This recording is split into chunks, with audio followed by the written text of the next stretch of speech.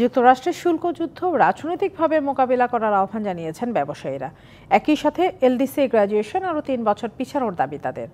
রাজধানীতে বিটিএমএ আয়োজিত গোলটেবিল বৈঠকে এসব কথা বলেন ব্যবসায়ীরা। আর সংকট সমাধানে কার্যকর পদক্ষেপ নেওয়ার কথা জানিয়েছেন বিজিএমইএ প্রশাসক। জ্বালানি সংকট, বন্দরে আমলাতান্ত্রিক জটিলতা সহ নানামুখী সমস্যায় ভুগছে দেশের শিল্প খাত।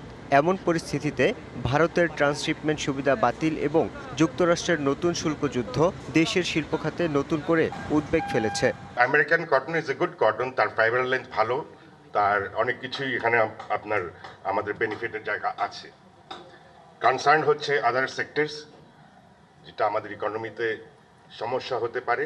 আমেরিকা আমাদের কাছে আসলে বাংলাদেশের টেরিফ হাই নিয়ে একটা কথা হচ্ছিল, non tariff need to be address. এফডিআইতে লট অফ ব্যুরোক্রেটিক যেই সব প্রবলেম, সেই জিনিসগুলি কিন্তু অ্যাড্রেস করেছে। এছাড়া এলডিসি গ্র্যাজুয়েশন শিল্প খাতে বড় শঙ্কার কারণ হয়ে দাঁড়িয়েছে। এখনই কার্যকর পদক্ষেপ না নিলে দেশের শিল্প খাত আরও বড় ঝুঁকিতে পড়ার আশঙ্কা তাদের।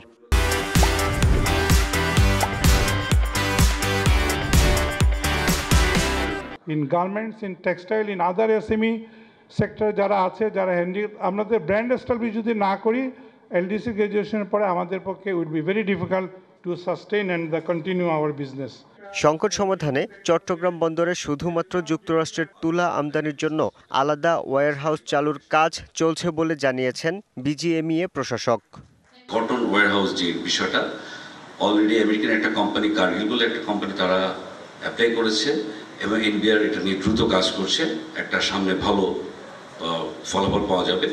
দুর্যোগকালীন সময়ে নিজেদের সক্ষমতা বাড়ানোর পরামর্শ দিয়েছেন ব্যবসায়ীদের শীর্ষ সংগঠন এফবিসিসিআই প্রশাসক। ক্যাশ ইনসেন্টিভ না দিয়ে আরও অন্য অনেক রাস্তা আছে, সেই রাস্তাগুলি অ্যাভেল করা যায়। Yusuf Rana, DBC news, Dhaka.